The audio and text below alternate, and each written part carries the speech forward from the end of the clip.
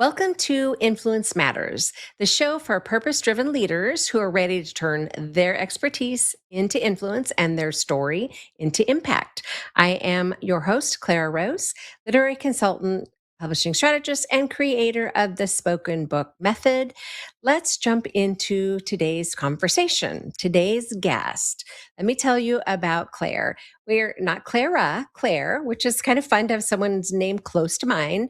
Claire Angelle is a former diplomat turned PR strategist. You know, I'm interested in what she has to say. She has over 20 years of experience in communication, media relations, and international affairs. She is the founder of Elevia. Hope I said that right. It is a boutique PR firm that elevates the voices of mission driven leaders through media, speaking, and awards opportunities. Please help me welcome Claire to the show. Welcome, Claire. Thank you, Claire, for having me. A pleasure to be here. I'm so excited. I love what you do. And I love your company name, even. So I read just a little bit of your bio, which was long, and you are very accomplished, and you've done way more than I brought up. But this is the part that, of course, I want to focus on. But tell my viewers what you do in the world.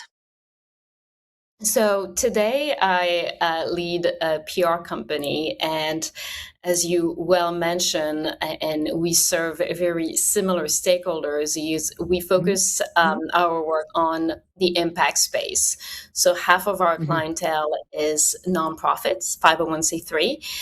The other half tends to be B Corp, social enterprises, or private companies, or publicly traded ones who believe in the principle of doing well by doing good, and who see profit as fuel for a bigger mission, that being societal or environmental.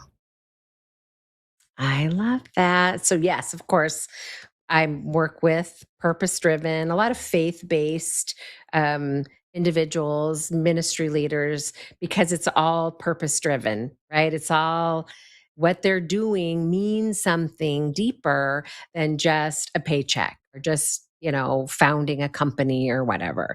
And all of those people need what you have. They need what you do. I'm here saying, let's get your book together because you need a book, but then you are that next step in the process, right? Companies that do PR, right? It's not enough to write a book. If you build it, they will come is not true, right? If nobody knows it exists, nobody comes, right? So, That's just because that's what I do, right? Let's start first by talking about how you can help someone like my client. I'm assuming that much of my audience are people who want to be authors. right. We work with authors on specific book launch and create that much needed buzz right before it goes live, and post book publication to support visibility. And we work with authors on an ongoing basis. And so we really PR public relation is really a tool to increase visibility. It can be a book, it can be the message of the book and not the central storyline to be about the book. But that visibility is done through three tools that we use, which is our ability to place our clients in the media, and that can be your print, digital, TV, radio. It is also our ability to place our clients on stages so that they can talk about their message, about their book. And those can be live stages, conferences, workshop, webinars, podcasts. And then awards and recognition are our ability for our clients to be recognized and nominated in their category and recognized for their leadership, for their product, their services, or their impact in the world. And so we work with a lot of aspiring established authors. I think that you and I both are in that thought leadership space, Mhm. where people have something to say and are looking for a Mhm. vehicle to be able to Mm. reach a bigger audience. And so a book is a great vehicle to do that. And Mm. PR, to elevate that book and the overall message, is another piece of that puzzle. I love that. I'm super intrigued by the awards piece because the world that I lived in, or I do live in, is very much that vehicle, that tool that is the book. Right. And then I'm always saying, that next step, of course, is visibility, right? The world has to know, but I don't often hear people talking about the awards piece. So is that like industry specific, or is there awards for any industry? Talk a little bit about that. I'm It intrigued. can be either. It can be person related. It's funny because I just reviewed an application for our own client for a Women of Influence award. So it can. So you Okay. have all kind of Okay. awards. It can be, best CEO in that industry. It can be best product in Y. It can be best sustainability innovation, program, best public-private partnership. I think that most industries, and that includes the nonprofit world, have Mm, their conferences, their association that recognize the best in class in their space, and so we help mm, with those applications to make sure that our clients talk about themselves in a way that increase their chances of obtaining mm, those opportunities. I think that, and I'm curious to have also your take on that. But when you work in the impact space, we work with clients who are reluctant to put the spotlight on them, which sounds very mm, counterintuitive. We mhm, work with people who are doing great things for the world, and they're not doing it from a place of ego or vanity. They're mm, really looking at addressing a world problem, and they recognize mhm, that to reach the next level of impact, they need to tell that story, in mhm, the world, but they don't want it to be centered around themselves. And I love that because it makes for the best kind of PR. Reporters mm, love that. mm, Platforms love to feature our client because they're not there, oh, look at me and how amazing I am. mm. They're really doing it about like, Right. hey, this is the work that we're doing and it's saving lives, supporting, our communities Mhm, in very concrete ways. So yeah, the awards is always something that they feel little reluctant because I don't mhm, want that awards. But when we're looking at impact, it's really helping get the word out there that this is the best in class. It becomes almost a vetting process for funders that are looking at allocating funds to a cause. When people see that this mhm, organization obtained an award or recognition, it kind of gives them a sense mm, of security that they have been vetted at least by that platform, by their peers, and that they are trustworthy. So people use that award recognition category in all kind of way, but I think it helps build the authority in their space. And mm. so it's one of It the, I does. mean, and at the bottom line, that's what PR does, right? It builds trust and Mhm, authority. All three of those PR tactics, being featured in the media, being speaking in a stage, or being mhm, recognized, is helping building that trusting relationship with an audience, because that third party that gave that opportunity has had to do their homework and making sure that they are bringing stakeholders that know what they're talking about mhm. and has the track Right. record to talk about it. Right, because they don't want egg on their face, right? They don't wanna That's bring somebody right. on their stage, or, or give somebody an award, and then, in the after the math of it all, they're like, "Oh, that was a poor choice," right? Or to That's bring that right. person in and award that person, right? So, And yeah, that they reflects are on their doing reputation. their yes, so their due diligence and their I it it's not exactly the same, but I am similarly in my own business.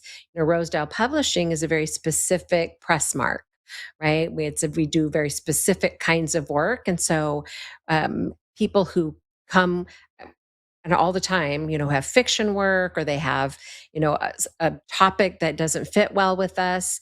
Those are people that I have to say, you're not a good fit, right? Right. For the Rosedale Publishing brand, right? Not because we're, you know, elite or snooty or whatever. It just doesn't fit our brand. So, you have to look out for the reputation of your own organization, right? So if you're just like Rosedale, where, if there's lots of, objectionable language, or it's a topic that just doesn't fit well, or it's fiction, which just doesn't fit us.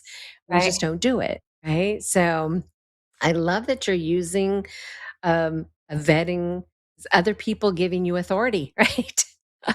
Right? That's But right. they're also looking for people to give these awards to, right? So they're looking for, That's right. hey, here's a best in class, right? We'd like to elevate this person and give them recognition, right? So that's part of your work right there, right? Is just finding those, right? As an That's right. author, I think that's probably difficult to find on your own, right? Right. So, Well, and then there's the finding the opportunities and articulating your own value proposition. It's much mm, easier for a mhm, third party to be objective sure. around those things, especially again because we don't have the with the clientele we serve. It's really not an issue of scaling it down because people are, you know, glossing over their impact or emphasizing or Mhm, amplifying, their impact. It's usually the other way around where it's like, no, no, mhm. there's much Yeah. more to brag about. And so Yes, really yes, doing, but that's with a real hard. it's hard, Yeah, and yeah, so we help with that uncomfortable process, as well. And there's also the relationship, obviously, because now we have sure. made a name for ourselves in bringing great people to those Mm, opportunities. So, right, juries and organization feel comfortable with the people we present, knowing that they are, that we are now becoming part of their vetting process, which has been an right. interesting evolution. For And I sure. I'm love sure that you just didn't have a clue.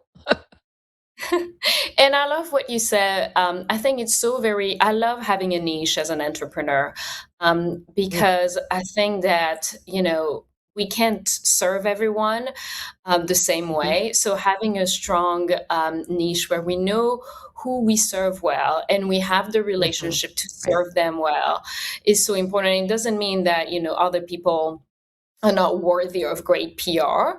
But I would right. not, my company would not be, a good fit for a company that had, fidget spinner, and really their goal for PR is Mm, strictly right, increasing sales and being featured right. in like kind of like gifting type of publication. I don't have those relationships, so I would not serve those clients well, Ah, and I would have a really right, hard time articulating their value proposition in a way that I know would resonate with a newsroom. And there are great right, organizations out there that do that, and so you should go with the provider that will really understand right. your business model and really get you results. Right. And I say it all the time to my own clients. It's about the right tool, right? You're using the word Right. vehicle because it's more of a vehicle than a tool. A book is, a vehicle, but it's such a tool, right? But it's the same thing is true, right? It's about finding the right vehicle, the right tool for the job, right? That's And right. that's what I hear you saying is that we're not a good fit for everybody. There are people out there that will be a great fit for your little That's right. spinner widget, whatever it is, right? There are That's right. companies that do that. Go find them, right? There are companies That's out right. there that work just with authors who want to write fiction. Go find them, right? Go engage with the expert that can help you bring the best tool to market, right? I'm Absolutely. not that fit. Right? You're not that fit, right? So it's about attracting the right.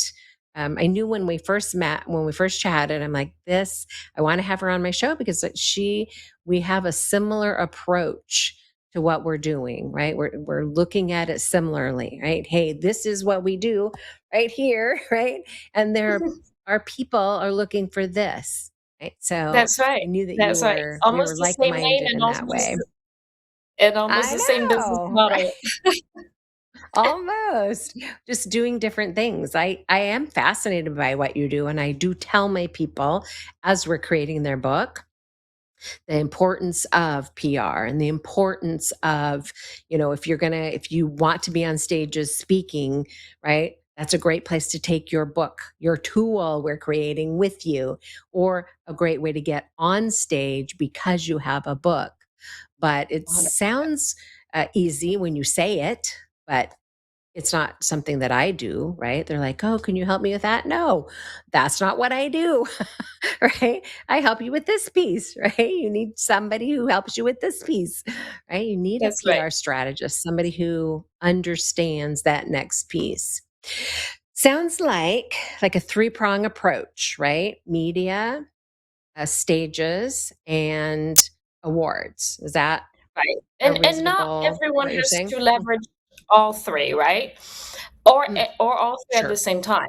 I do think that um, I see media first as the bedrock of PR. So a lot of Mm, people, okay. especially author, jump from the book to stages.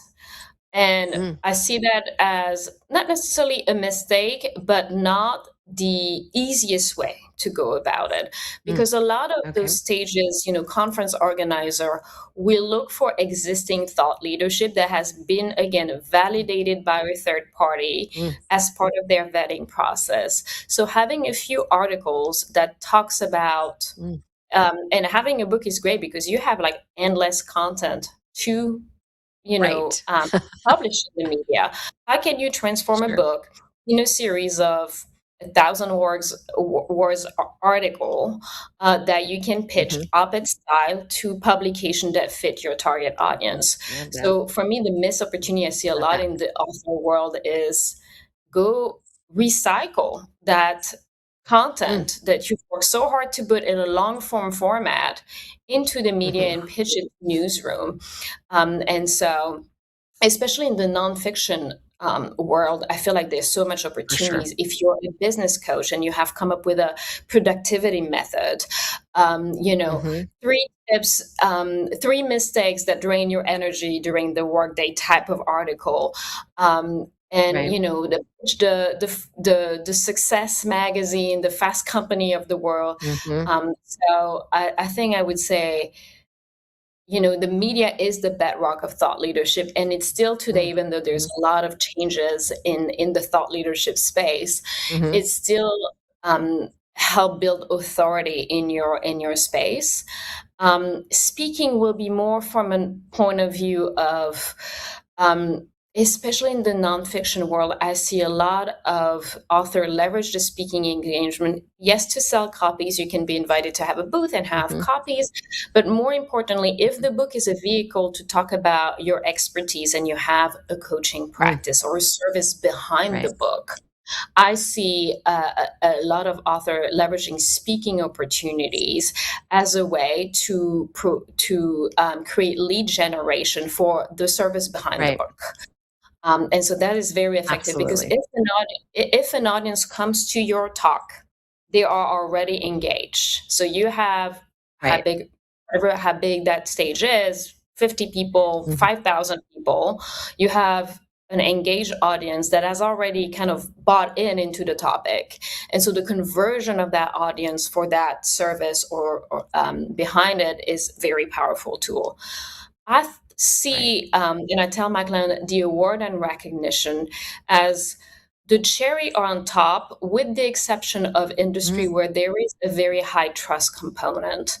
I'm thinking financial services, I'm mm, thinking healthcare, where having that recognition is adding a level of trust and comfort in your mm, target audience that can be very important. But for some industries, it is not quite as mm. relevant. And so that's Sure. why I'm the first one to, when I engage with a prospect, say, if I were you, I would focus on A and B, and I don't think you need to do this right now. Or sometimes the service Mm, is very new or the product is very new. And concretely, if something has not, mm. you know, been proven in the marketplace, it's a little early for awards and recognition anyway, so it might not be the Sure. best use of your resources at this time. I see a lot of our clients do a phase approach to PR where they might do start with media or media and podcasts. Some of our clients are a little Mhm. shy, that stage. So, but this kind of like intimate setting of podcast feels a Hmm. little more approachable. So they might do Mm. media and podcast as phase one, and then phase two they'll activate the live audience, and then phase Okay. three Yeah. their service, their product is more mature and they're ready for that award and recognition category. I love that. Actually, my own business coach has really been talking with me a lot about the book and a podcast, right? The synergy between, Hmm. when you have your book, you have a natural audience, right? And how Right. powerful that is. So I love that you brought that up. That those are good. Um, like there's good synergy there. The podcast is definitely an easier first step for someone who's never like been on a stage, right? Or never Correct. even a virtual stage, right? If you've not been a presenter somewhere, it can be a little intimidating to feel like, and I remember it's been a lot of years now, but I think it was 2013. I went to the Speakers Academy, National Speakers Mhm. Association Speakers Uh-huh. Academy. So I went through that year, and when we very first started the academy, right, we're putting these little pods of people, and I can just remember the faces, the horrified faces. Now here's people who paid to be there, paid to learn how to be speakers, professional speakers, right? We weren't there for free, right? Giving up our time and money to be taught these things. And they're like terrified, right? They're like, oh Right, my gosh, I stage don't know fright if I is can do real. this. Yeah, it's very real. And even though I don't really personally experience it, um, I think it's personality. It's just a personality thing for me. But so many of those people at those tables were like sweating bullets to get up for the first time. So I understand the reluctance there, but a podcast, that's such a low barrier, right? You don't It have really somebody is. staring back at you, right? You don't have an audience staring back at you. Lots of tools, right? You could have on your screen, you could have all your notes and nobody sees Right, it. And I mean, there's just the opportunity right. to step into something is not quite as scary, right? Not quite Absolutely. as I think there are degrees, uncomfortable. right? I think Sure, podcast is sure. like the first step of like venturing in Hmm. speaking. And then in the live audience, for our clients who tend to be a little bit more afraid, like Mm-hmm. let's start with a panel or a fireside chat where the conversation Mm, is guided good by idea. someone else before starting with like a TEDx 16-minute Ah, keynote with right, a red dot piece of carpet. I think there's way right. to build that muscle Yeah, of public yeah. speaking in a way that feels organic and authentic. So, are you talking to people about guesting on other people's first, or are you talking with about starting their own podcast? That's an interesting question. I see the when we talk about a thought leadership career, I think that being a guest is the first step of thought leadership. Being on other people's stages, being on other people's podcasts, and the ultimate thought leadership journey is, I think, owning those assets, right? Having your own podcast, having your own conference, and so I think it's a natural evolution. There are exceptions to the Mm, rule in the sense that there are different types of podcasts. Some podcasts mm, are not mhm, necessarily to build an audience, but they are part of a lead generation strategy, right? Where you mm, invite to your podcast your ideal client. The goal mhm, is not to have, create a community of thousands, tens of thousands, or more. So there is an exception to the rule, but I see that otherwise in that natural thought leadership, evolution, the owning of those assets is like the ultimate mm, ultimate goals is to, yeah, to to be the convener of conversation. yeah. Plus those assets, right? I love that you called them assets because they truly are, right? So my show is a good example of owning the asset. We showed up on my producers doing all the work in the background, of course, but then after the fact, I'm going to get the module, right? I'm going to get the episode that I can then put on my hard drive. I give it to my assistant who like chops little pieces out of it and use it for sound bites. And right, it truly becomes an asset that you can repurpose and do other things with. So, Absolutely. same way that I see a book, right? I see a book I in the see same people way. It's use an asset. it really is. And I think people use it in interesting ways. We didn't anticipate it, but we see a lot of our clients using their PR wins as part of their sales activities, where not only will they put, hey, I've been featured on X, Y, and Z on their website, but in their mailing, instead of, asking for a call or a meeting, they say, hey, I was featured in X, or I've wrote this op-ed that I thought would be interesting to you and wanted to share it with you. It's a much softer way of Mm, nurturing relations for than sure. just soliciting a call, a meeting, and so we see a lot of our clients using their PR in very Mm. creative ways as part of their sales process. I love that. That's what we entrepreneurs have to do, right? That's right. Get creative sometimes. So we're just about out of time, but I wanted to give you an opportunity to say how people can reach out to you and connect with you. Is there a first step? Is there, do you have something informational that you can give them so people can start having a conversation? If they think, oh my gosh, I need Claire in my life, how do they start? Absolutely. Well, our website is a great source of information. It's elevia.agency. And of all the social media platforms out there, I am the most active on LinkedIn. So send me a LinkedIn connection that I will Okay. happily accept. And my email, I'm very accessible. Feel free to email me and we can schedule some times. It is claire@elevia.agency. Okay, super simple. I will definitely connect with you on LinkedIn. I've not been really great at connecting over there, although I've been there for a long time. So I don't know why I haven't connected well with people over there, but I will definitely connect with you just because we serve the same people, right? So it makes sense for us to be able to like cross refer people back and forth um, who need our services for sure. So I will definitely connect with you over there. Any last 2 minutes? You have less than 2 minutes. Any last words of wisdom? Anything I would fabulous to say say, before you and go? I don't see that as big of a problem with authors, but I would say that the biggest mistake I see people when they look at PR is that they start with the story, with the message that they want to bring to the world. Mm, And when we engage with our client, we take it two step back. First, it's like, what is the goal for PR? Yes, it's increased visibility, but for which? Is it to influence policymaker? Is it to influence consumer behavioral change? Is it for increased mm, sales?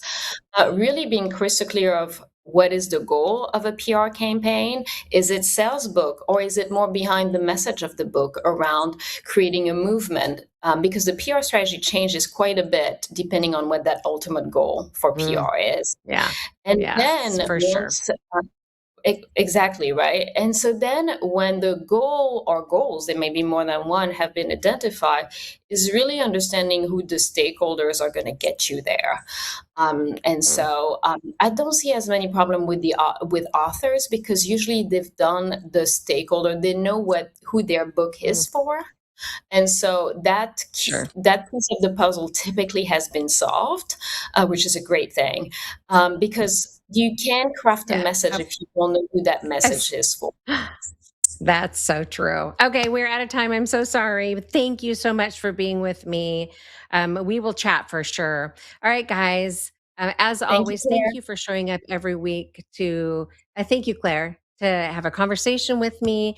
If you are thinking that you are carrying a book idea in your head that won't leave you alone, it's time to get it out to the world. I would love to help you with that. Even if you are not wanting to write it for yourself, let's have a conversation. You can book a free strategy session over at craftingyourmessage.com. And until next time, keep crafting your message for the world, my friend.